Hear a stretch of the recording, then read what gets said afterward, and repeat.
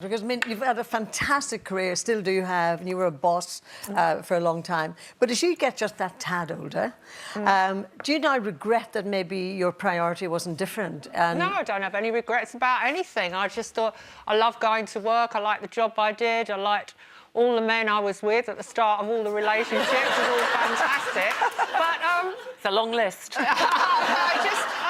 To be honest, no. And speaking as a boss, I mean, if I speak about myself, I don't have any regrets about having children. If I got pregnant, well, maybe it would have been different. Did you think about it? Did I think about it? Well, I think about a lot of things every morning, and then I move on to something else. Did you then think about possibly having children? I'm not falling into that trap. Good try, Gloria. Good try. I did try. Swatted away. As a boss, when, you know, and I employed a lot of women, and I'm very proud of the fact I get a lot of women their first breaks in television and in newspapers. So as a boss, when someone comes to you, either a man that wants compassionate leave or holiday, extended break, or a woman who's pregnant, you evaluate it, don't you?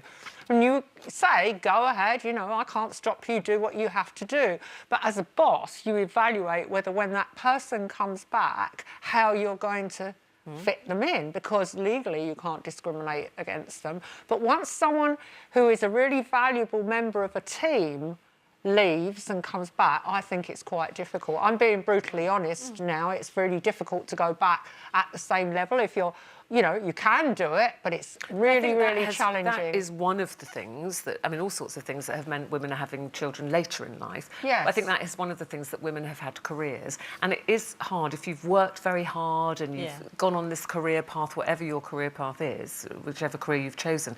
It is quite hard when you have to make that decision to go, oh, you know, I really want a family, but that year out, possibly, if you take the, you know, full maternity... You evaluate all the people who are working around you, and you know there's a lot of backstabbers out there. The minute you've left the office, they'll be in your desk, got your waste paper bin, and, you know... Yeah, Janet did learn to have empathy, though, didn't you, Janet? I have learned empathy, and also...